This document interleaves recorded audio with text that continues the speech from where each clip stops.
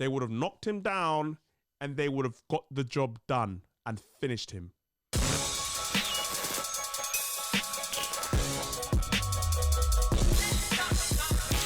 Hey everyone, this is Mike from Edge No 50 TV and welcome to my new setup. Happy New Year everybody. I hope 2021 is going to be much better than the year 2020 because let's face facts, 2020 was absolute garbage. So, as you probably noticed, I got some new background, new setup, I got a new studio.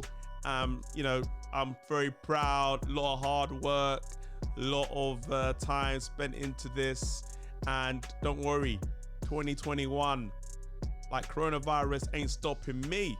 I'm telling you, big things on the horizon, big things. Watch this space, people.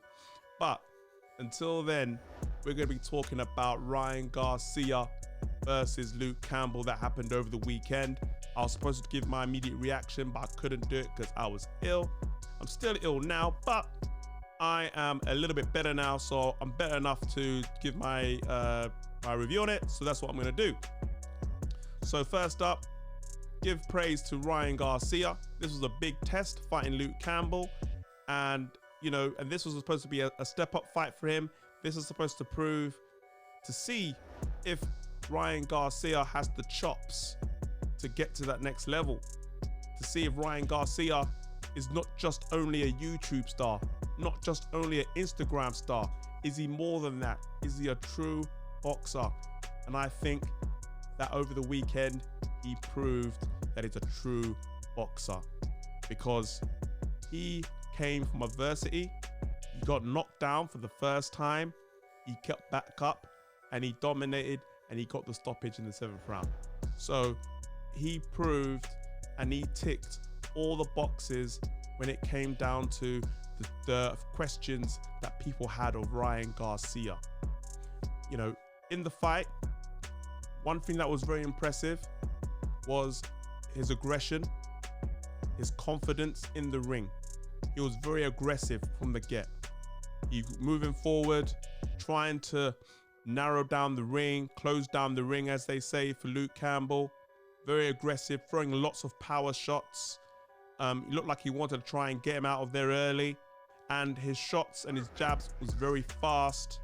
And I think that Luke Campbell wasn't able to handle the speed and the aggression of Ryan Garcia.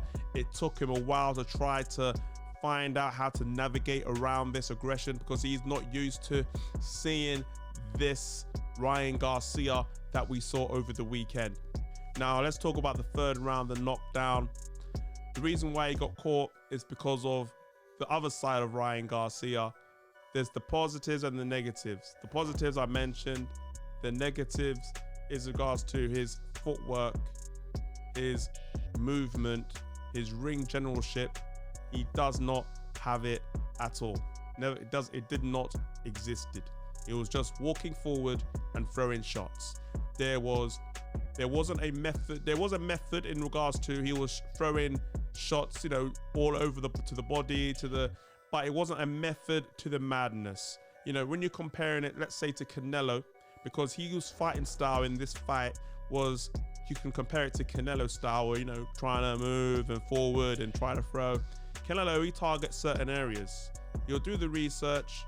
He will say, okay, I'm going to target this, and that's what he's going to do. It didn't seem that Ryan Garcia had a method of what he was going to do. He just thought, you know what, I'm going to hit him up there, I'm going to hit him down there, and see, you know, one of them is going to knock him out. Let's just see which one does it. So there wasn't a method to the madness, you know, and it doesn't seem to have a plan or a strategy in place. You know, and back to the foot movement. The biggest problem is the foot movement. When I don't know, maybe it's because he's fighting a southpaw, because when you're fighting a southpaw, you have to reprogram your brain to try to adapt to a southpaw. And I think that there's 2 ways you can get around it. Number 1, don't fight southpaws. Any boys in the fight southpaw, dodge. Yeah, you know, there's a reason, I don't know, Canelo's not wanting to fight Andrade, southpaw. I don't know, I'm just throwing it out there, but you know, you don't fight southpaws. That's the way to go about it if you want to not look weak, or you have to learn how to adapt to Southpaw stances and learn ring generalship that way. But based on his ring generalship, even, you know, with a Southpaw, I don't know if Ryan Garcia has developed the ring IQ in regards to, you know, dealing with different styles of different fighters.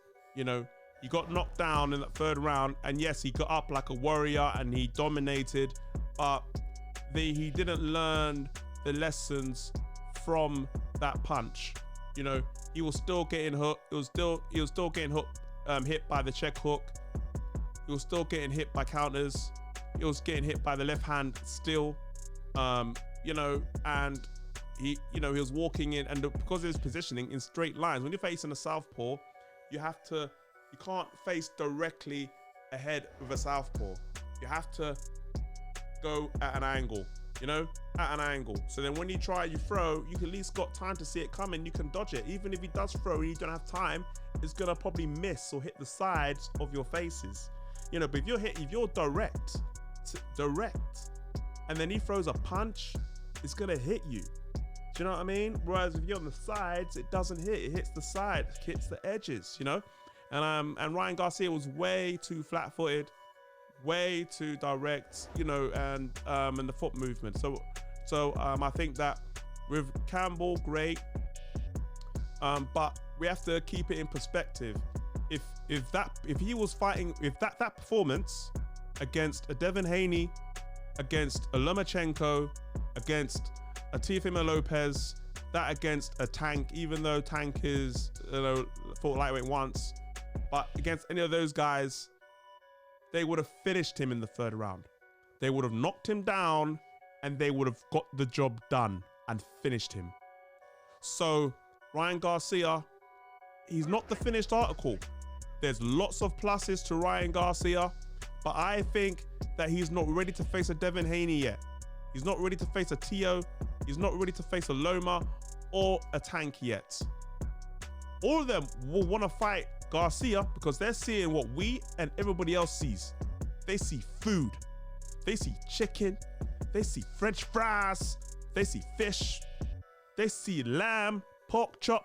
They see food when they see Ryan Garcia because they know that if they get him in the ring, it's an easy win.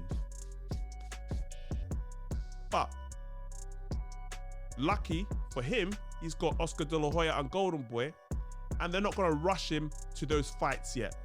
So if I was in Golden Boy's shoes, I'll say, hold up, hold the brakes.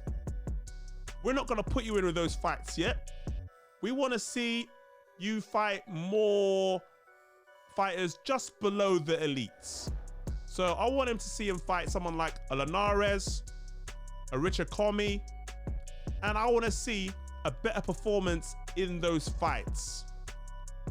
That's the kind of performance I would want to see in those fights. I want to see a better accomplished performance in those fights before, and obviously wins, before I'll put him in with beasts like Devin Haney, Loma, Tank, and Tio. So what do you guys think? Who do you think Ryan Garcia should face next? Is he ready for the big guys? Is he ready for the elite? Or do you think, like me, he needs a few more tune-up fights first? Where do you rank him in the lightweight division? Like, leave your comments below. I want to hear what you guys have to say. This is Mike from Edge Note 50 signing out. Anything else you want me to talk about, let me know, and I'm gonna talk about it.